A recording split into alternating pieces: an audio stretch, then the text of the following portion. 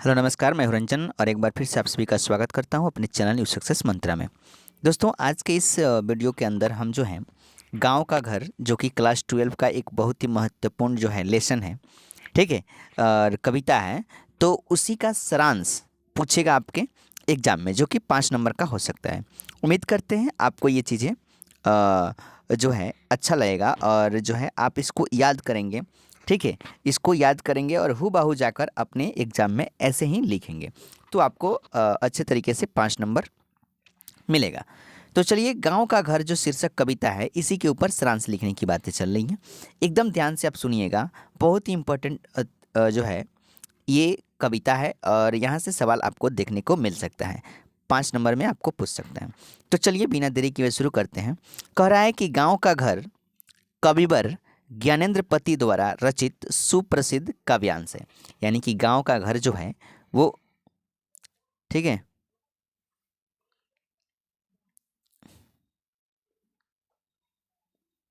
ठीक है, गांव का घर जो है ये किसके द्वारा रचित है? तो गांव का घर कविवर ज्ञानेंद्र पति द्वारा रचित सुप्रसिद्ध काव्यांश से आपको याद रखना है, ठीक है।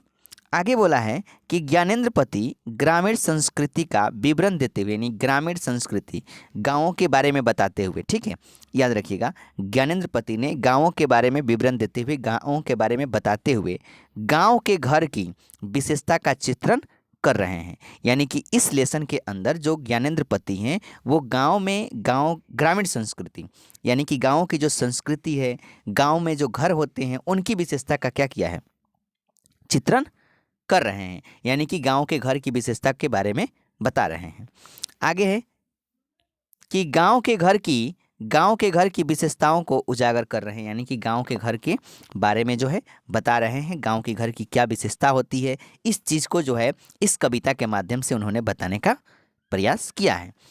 अब आगे है कि किंतु अब स्थिति बदल चुकी है। उसी लेसन के अंदर लेखक बता रहे हैं कि गांव के घरों के बारे में विशेषता बता रहे हैं, लेकिन उनका ये भी मानना है कि अब जो स्थिति है वो बदल चुकी है। गांव का घर जो है पहले वाला गांव का घर नहीं रहा, जो विशेषताएं पहले थी, प्राचीन हुआ करता था, वह अब नहीं रहा, उसकी स्थिति बदल चुकी है। गांव का वह घर अपना पूर्व रूप खो चुका है। यानी कि गांव का घर का जो पहला पूर्व रूप था, जो जिस तरीके से पहले गांव में लोग रहते थे, ठीक है, गांव की जो विशेषता थी, ठीक है, वो क्या हो चुका है? अब खो चुका है। अब ये सारी चीज़ें हमें देखने को नहीं मिल रही हैं। करे कि वह सादगी, यानी कि प्राचीन समय में जो लोग गांव में रहते थे, आपस में मिलजुल के रहते थे, सादगी रहता था, लोग प्रेम बांटते थे, भाईचारा बनी रहती थी, तो वो सादगी जो थी ना गांव के घर का, वो अब खत्म हो चुका है। वह नैसर्गिक स्वरूप अब स्वप्न की बातें हो गई हैं। यानी कि पहले की जो गांव का विशेषता था, रूप था, सब लोग एक दूसरे के पास जाकर बैठते थे, आपस में बातें करते थे, प्रेम, भाईचारा, सादगी, ये सब बांटते थे। लेकिन आजकल ये जो है अब सपने बन के रह गया है। अब वो केवल और केवल एक सपना है, जो अब नहीं हो सकता है। यानी कि गांव जो है, गांव की जो विशेषता पहले हुआ करती थी, वो अब विशेषता एकदम खत्म हो चुकी है। आगे देखिए, कह रहे हैं कि अतीत की स्मृति बनकर रह गई है। यानी कि वो प्राचीन समय में ही है, उसकी स्मृति, उसकी यादें बन के रह गई है। इतिहास में हम उस चीज़ को याद करते हैं, ठीक है, कि पहले गांव में ऐसा हुआ करता था, ऐसा हुआ करता था, लेकिन अब केवल वो स्मृति बनकर ही रह गई है। ऐसा प्रतीत होता है कि गांव का वह घर अपना गांव खो चुका है। ऐसा लगता है कि जो गांव का वह घर है वो क्या है? अपना गांव खो चुका है, ठीक है, क्योंकि गांव की वह प्राचीन परंपरा खत्म हो गई है। यानी कि गांव में जो प्राचीन परंपरा थी, ठीक है, वो सारा चीज़ खत्म हो चुका है और गांव का जो घर है वो अपना ही गांव क्या किया है? खो चुका है, ऐसे मालूम हो रहा है, ऐसा कवि का मानना है।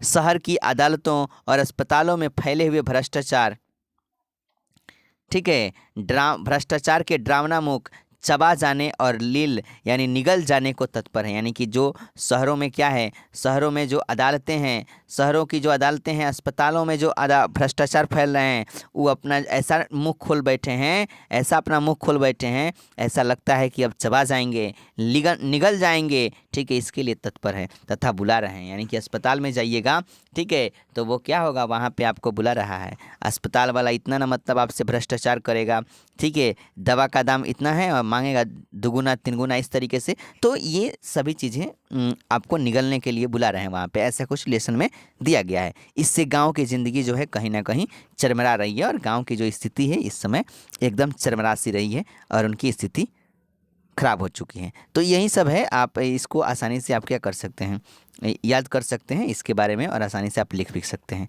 तो चलिए इस वीडियो के अंदर इतना ही, फिर मिलते हैं हम लोग नेक्स्ट वीडियो में। तब तक के लिए बाय बाय, टेक केयर, ख्याल रखिए अपना, पढ़ते रहिए, मुस्कुराते रहिए। जय हिंद, जय भारत, थैंक यू।